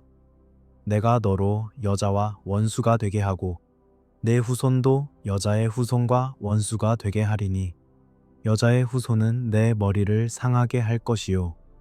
이것이 첫 번째 약속입니다. 첫 번째 복음입니다. 아직 아무것도 회복되지 않았을 때, 문이 막 닫혔을 때 이미 주어진 약속. 씨, 후손. 이 단어는 작습니다. 그러나 그 안에 모든 것이 담겨 있습니다. 문이 닫혔어도 역사 속에 남는 것은 생명의 방향입니다. 죽음이 시작되었어도 생명은 계속 이어집니다. 에덴은 잃었지만 씨앗은 남았습니다. 계보를 다시 봅니다. 그러나 이번에는 숫자로만 보지 않습니다. 숨결로 봅니다. 아담, 셋, 에노스, 게난, 마할랄렐, 야렛, 에녹, 메우두셀라, 라멕, 노아. 각 이름은 한 생애입니다. 한 세대입니다. 그리고 각 세대는 밤을 건넜습니다. 어둠을 통과했습니다. 그러나 꺼지지 않았습니다. 이름들이 단순한 목록이 아닙니다. 이것은 작은 등불들의 행렬입니다. 밤길을 걷는 사람들이 앞사람이 건네준 등불을 들고 다음 사람에게 또 건네주는 모습. 어떤 때는 바람이 불어 불꽃이 흔들렸을 것입니다. 어떤 때는 비가 와서 거의 꺼질 뻔했을 것입니다. 그러나 꺼지지 않았습니다. 누군가 손으로 가리고 몸으로 막으며 다시 살렸습니다. 전승문헌들이 계보를 좋아하는 이유가 여기 있습니다. 계보는 공백을 잇습니다. 상실을 견디게 합니다. 연결의 서사를 제공합니다. 나 혼자가 아니라는 것, 처음이 아니라는 것, 마지막도 아니라는 것을 기억하게 합니다. 아담에서 노아까지, 노아에서 아브라함까지, 아브라함에서 다윗까지, 다윗에서 포로기까지, 포로기에서 귀환까지, 그리고 마침내 마리아까지. 긴 여정입니다. 수백 년, 수천 년. 그 긴 시간 동안 사람들은 기다렸습니다. 기다림의 신학입니다. 즉각적 회복이 아니라 시간이 쌓이며 준비되는 회복. 자비의 기름은 지금 주어지지 않는다고 했습니다. 끝의 때에 주어진다고 했습니다. 그리고 그 끝은 천천히 왔습니다. 아주 천천히, 너무 천천히. 기다리는 사람들은 때로 지쳤을 것입니다. 의심했을 것입니다. 정말 오기는 하는 걸까? 약속은 지켜지는 걸까? 그러나 씨앗은 자라고 있었습니다. 보이지 않는 곳에서, 땅속 깊은 곳에서 뿌리가 내려가고 싹이 준비되고 때를 기다리고 있었습니다. 우리도 이것을 압니다. 빨리 해결되는 위로보다 끝까지 데려가는 위로를 원한다는 것을, 당장의 기적보다 근본적 치유를 갈망한다는 것을, 증상 완화가 아니라 원인 제거를, 임시 방편이 아니라 영원한 해결을. 그리고 그것은 시간이 걸립니다. 기다림이 필요합니다. 인내가 요구됩니다. 에덴의 상실 이후 십자가의 회복까지 약 4,000년. 인간의 기준으로는 너무 긴 시간입니다. 그러나 하나님의 시간표에는 모든 것이 정확히 맞춰져 있었습니다.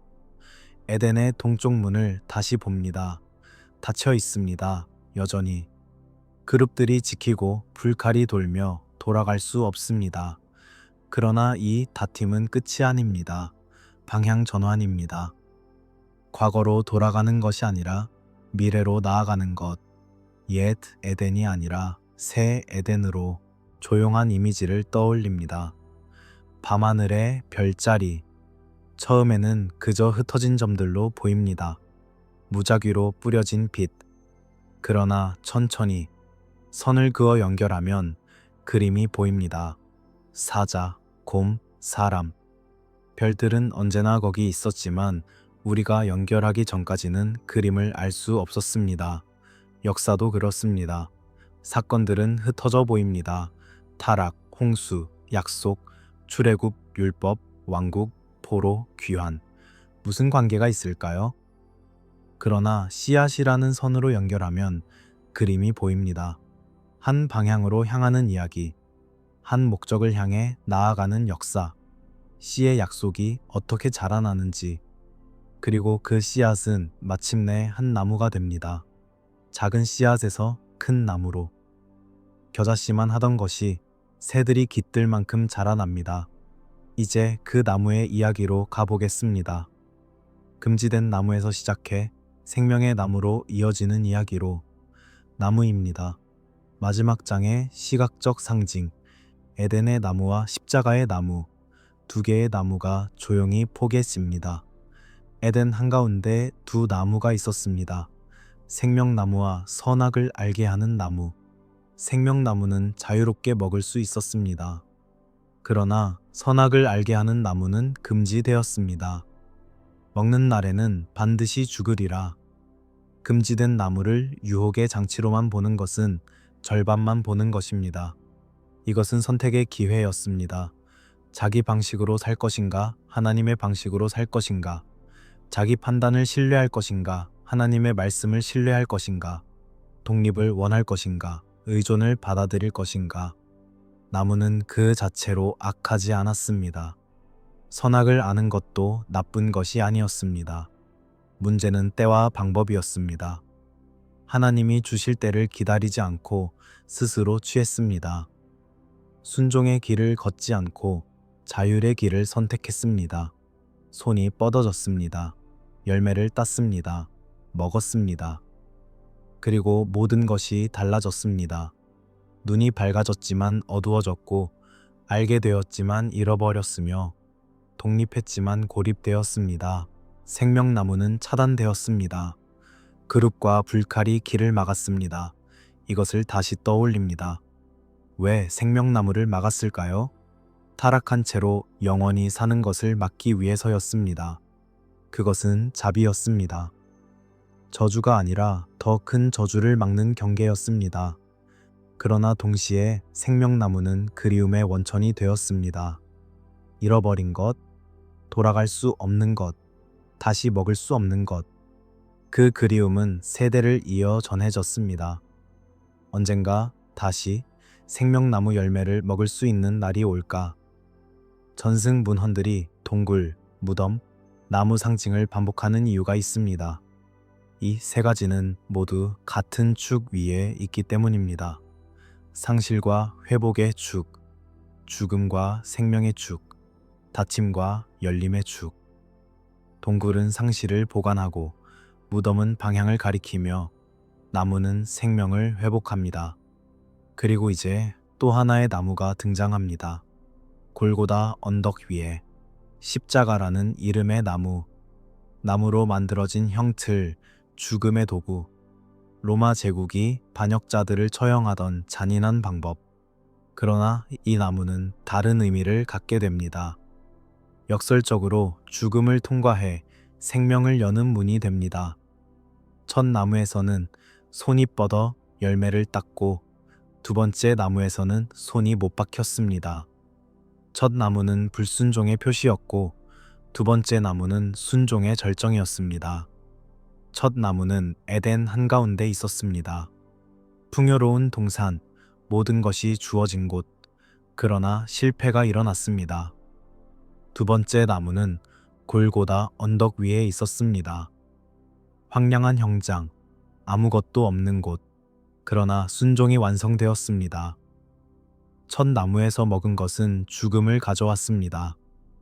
두 번째 나무에서 흘린 것은 생명을 회복했습니다. 첫 나무는 생명나무로 가는 길을 막았습니다. 두 번째 나무는 생명나무로 가는 길을 열었습니다. 이것을 폭력의 사건으로만 보지 않습니다. 십자가는 확실히 폭력입니다. 못이 살을 뚫고 가시가 이마를 찌르며 창이 옆구리를 찔렀습니다. 그러나 동시에 이것은 가장 큰 사랑의 표현이기도 했습니다. 스스로 선택한 희생, 의도된 대속, 계획된 구원, 감정을 크게 고조시키지 않습니다. 격정적인 어조나 극적인 묘사를 피합니다. 대신 낮은 톤의 경애로 말합니다. 큰 사건을 작은 숨으로 말하는 방식, 마치 너무 신성해서 크게 말할 수 없는 것처럼, 너무 깊어서 부드럽게만 다룰 수 있는 것처럼 나무는 서 있습니다.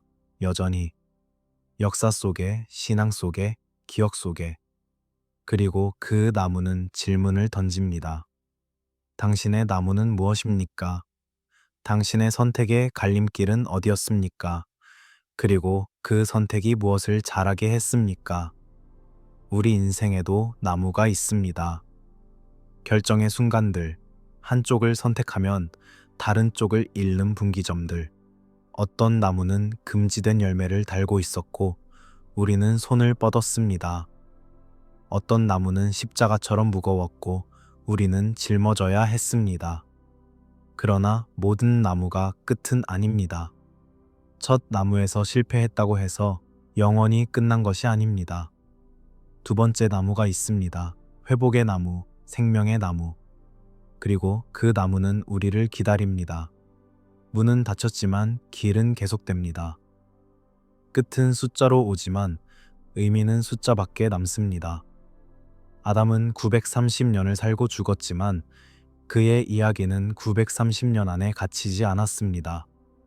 씨앗이 이어졌고 나무가 자랐으며 열매가 맺혔습니다. 이제 그 길의 마지막 장면으로 갑니다. 무덤이 등장하는 장면으로. 아담의 무덤 전승과 더 중요한 무덤, 빈 무덤의 이미지가 만나는 곳으로. 무덤입니다. 가장 조용하지만 가장 무거운 장소. 마지막 장의 정서적 피크가 여기 있습니다. 죽음이 놓이는 곳, 흙이 덮이는 곳. 그러나 동시에 이야기가 방향을 바꾸는 곳. 아담의 무덤 전승을 다시 소환합니다.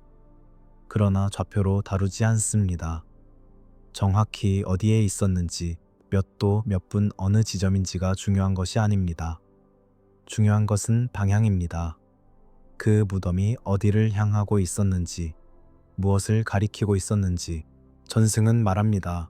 아담이 동굴에 묻혔다고, 세대가 그 동굴을 기억하고 지켰다고. 그리고 어떤 전승은 더 나아가 그 무덤이 마침내 세상의 중심, 골고다 아래에 놓이게 되었다고 말합니다.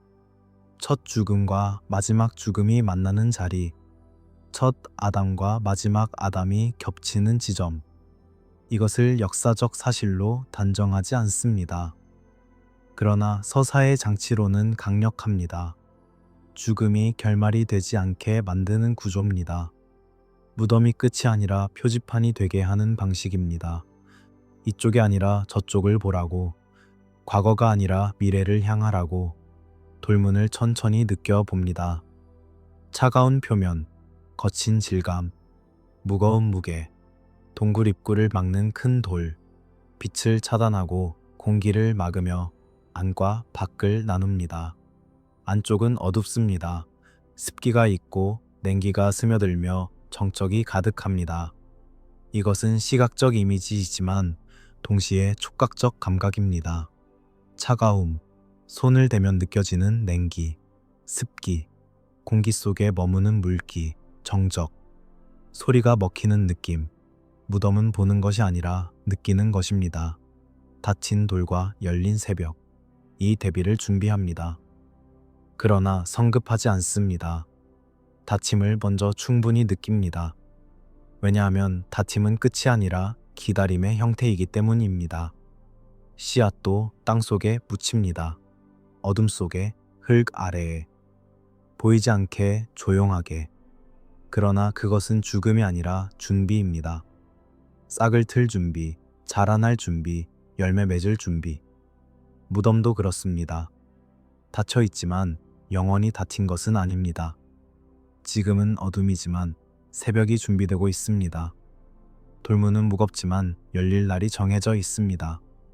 전승문헌이 동굴에서 시작하는 장면을 사랑한 이유를 이해할 수 있습니다. 에덴을 떠난 아담과 이브가 가장 먼저 찾은 것은 집이 아니었습니다. 숨을 곳이었습니다. 피할 곳, 안전을 느낄 수 있는 작은 공간. 동굴은 완벽하지 않았습니다. 좁고 어둡고 춥고 불편했습니다. 그러나 그곳은 그들의 것이었습니다. 바람을 막아주고 밤을 견디게 해주며 서로를 마주 볼 수 있게 하는 공간. 그리고 그 동굴이 마침내 무덤이 되었습니다. 숨던 곳이 눕는 곳이 되었습니다. 살던 곳이 묻히는 곳이 되었습니다. 이것은 슬픈 일이지만 동시에 자연스러운 일이기도 했습니다.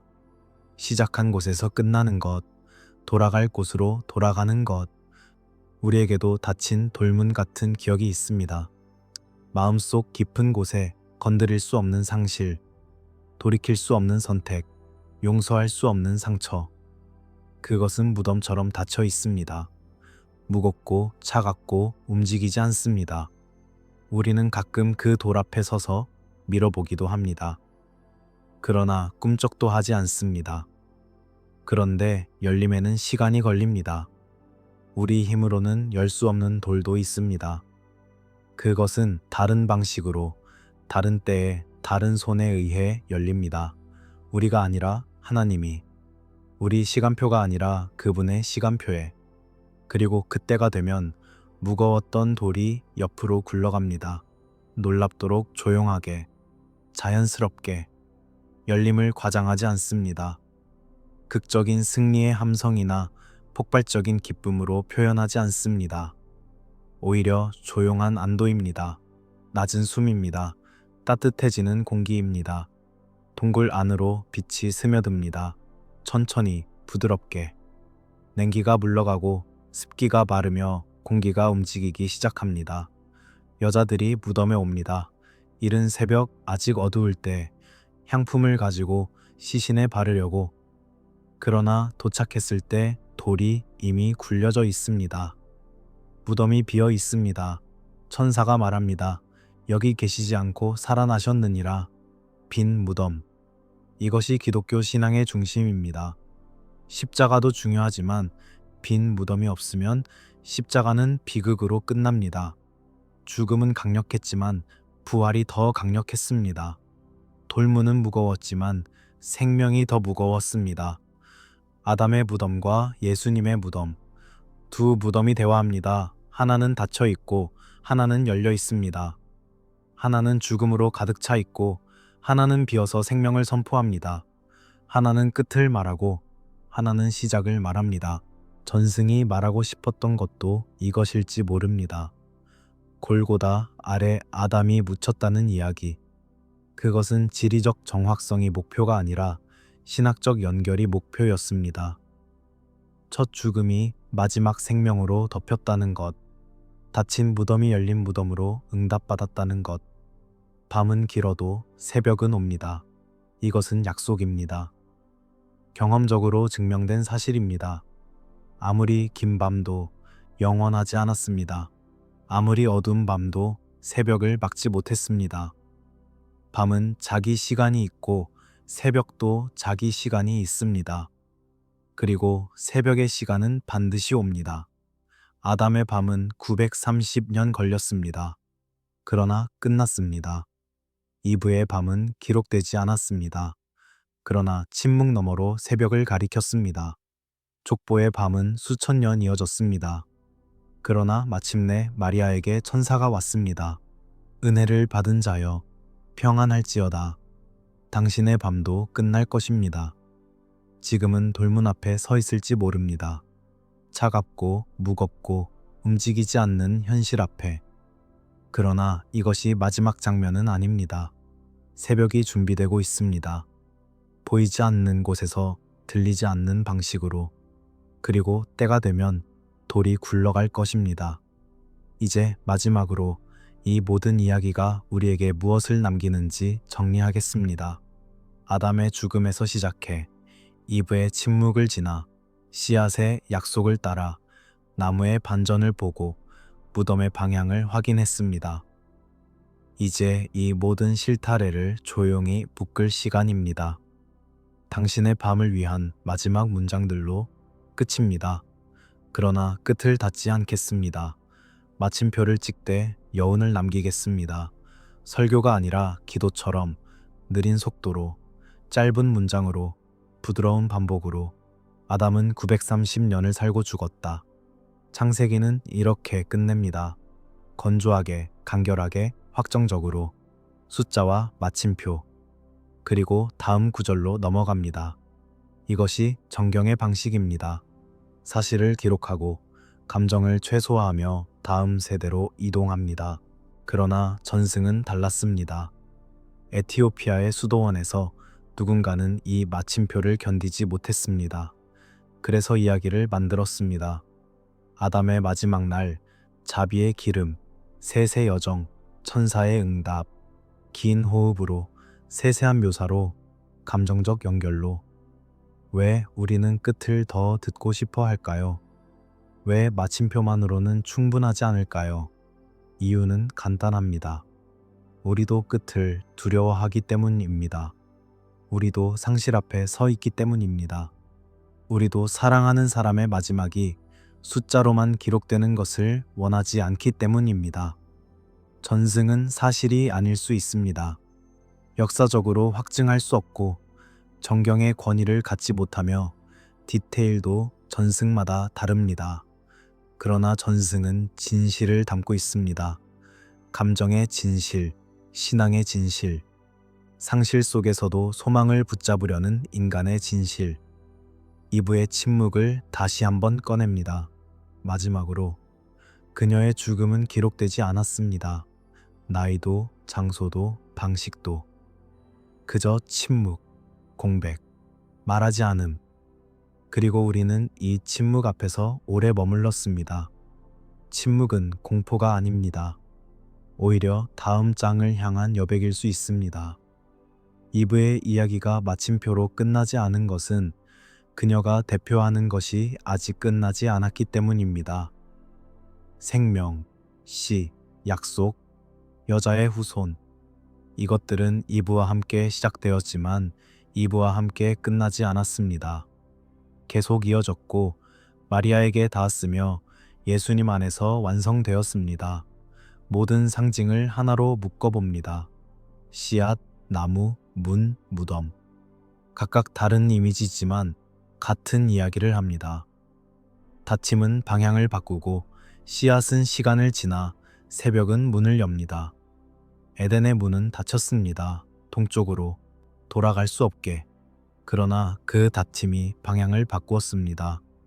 뒤가 아니라 앞으로, 과거가 아니라 미래로, 옛 에덴이 아니라 새 창조로 씨앗은 땅에 떨어졌습니다. 이브의 후손, 셋의 계보, 아브라함의 약속, 보이지 않는 곳에서 자라났습니다. 때로는 홍수로, 때로는 포로로, 때로는 침묵으로 위협받았습니다. 그러나 꺾이지 않았습니다. 시간을 지나 세대를 건너 마침내 열매를 맺었습니다. 새벽은 문을 열었습니다. 무덤의 돌을, 죽음의 권세를, 절망의 밤을, 빈 무덤이 선포합니다. 끝이 아니라고, 죽음이 마지막이 아니라고, 닫힌 것이 영원히 닫혀 있지 않다고. 당신의 삶에 적용해 봅니다. 오늘 당신이 느끼는 불안, 지난 날의 후회, 잃어버린 것에 대한 상실, 이것들은 에덴 밖의 밤입니다. 빛을 잃은 듯한 어둠, 따뜻함을 잃은 듯한 냉기, 방향을 잃은 듯한 혼란. 그러나 정죄하지 않습니다. 탓하지 않습니다. 당신이 약해서, 믿음이 부족해서, 노력이 모자라서 밤이 온 것이 아닙니다. 밤은 에덴이 닫힌 이후 모든 사람이 경험하는 현실입니다. 아담도, 이브도, 그들의 모든 자손도 밤을 살았습니다. 다만 기억하십시오. 밤은 영원하지 않다는 것을, 아무리 길어도 새벽은 온다는 것을, 돌문이 아무리 무거워도 열릴 때가 있다는 것을, 정확성을 짧게 정리합니다. 오늘 밤 우리가 들은 이야기 중 일부는 정경입니다. 창세기가 기록한 사실들, 타락, 추방, 죽음, 족보. 일부는 전승입니다. 에티오피아와 다른 전통들이 전해온 이야기들, 동굴, 자비의 기름, 골고다 무덤. 그러나 모두가 한 가지를 가리킵니다. 회복의 방향을, 상실이 끝이 아니라는 소망을, 죽음 너머의 생명을. 정경은 확정적으로 말하고 전승은 감정적으로 말하지만 둘 다 같은 진실을 증언합니다. 이제 천천히 호흡을 가다듬습니다. 깊게 들이쉬고 길게 내쉽니다. 몸의 긴장을 풀고 마음의 짐을 내려놓습니다. 오늘 밤의 이야기는 여기서 쉬어갑니다. 숨을 쉬어도 괜찮습니다. 지금 이 순간 아무것도 하지 않아도 괜찮습니다. 문제를 해결하지 않아도, 답을 찾지 않아도, 완벽하지 않아도 그저 숨 쉬고 쉬고 존재하는 것만으로 충분합니다. 당신은 혼자가 아닙니다. 에덴 밖의 밤을 걷는 사람이 당신만은 아닙니다. 아담도 걸었고 이브도 걸었으며 셋도 에노스도 수천 년의 사람들이 같은 밤을 걸었습니다. 그들은 넘어지고 일어나고 후회하고 다시 시작했습니다. 그리고 계속 걸었습니다. 밤은 영원하지 않습니다. 이것은 약속이 아니라 사실입니다. 역사가 증명합니다. 아무리 긴 밤도 끝났습니다. 아무리 어두운 밤도 새벽을 맞이했습니다. 당신의 밤도 예외가 아닐 것입니다. 마지막 이미지를 떠올립니다. 바람이 붑니다. 부드럽게 천천히. 촛불이 낮아집니다. 깜빡이다가 작아지다가, 그러나 꺼지지 않습니다. 발자국 소리가 멀어집니다. 누군가 떠나가는 소리. 그러나 따뜻함은 남습니다. 공기 속에, 이불 속에, 마음 속에. 아담이 죽은 뒤에도 이야기는 계속되었습니다. 숫자로 끝났지만 의미는 끝나지 않았습니다. 무덤에 묻혔지만 씨앗은 자랐습니다. 문이 닫혔지만 새로운 문이 열렸습니다. 그리고 당신도 계속됩니다. 당신의 이야기는 아직 끝나지 않았습니다. 오늘이 힘들어도, 어제가 후회스러워도, 내일이 불확실해도 당신은 계속됩니다. 숨쉬고 걷고 살아갑니다. 때로는 비틀거리고, 때로는 넘어지고, 때로는 멈춰서지만 그래도 계속됩니다. 왜냐하면 당신도 씨앗의 일부이기 때문입니다. 여자의 후손, 약속의 계보. 에덴 밖을 걷지만 새 에덴을 향해 가는 사람, 상실을 경험했지만 회복을 소망하는 사람, 조용히 눈을 감아도 좋습니다. 호흡이 느려져도 좋습니다. 잠이 찾아와도 좋습니다. 이 채널은 계속해서 역사의 깊은 이야기들을 전해드립니다. 밤을 위한 목소리로, 쉼을 위한 리듬으로. 구독과 좋아요는 새로운 이야기를 준비하는 데 힘이 됩니다. 멤버십과 후원을 통해서는 앞으로의 이야기들을 미리 만나실 수 있습니다. 하지만 지금은 그저 쉬십시오. 밤은 깊어도 새벽은 옵니다. 당신의 돌문도 언젠가 열립니다. 아담이 죽은 뒤에도 이야기는 끝나지 않았습니다. 당신도 끝나지 않습니다. 좋은 밤 되십시오.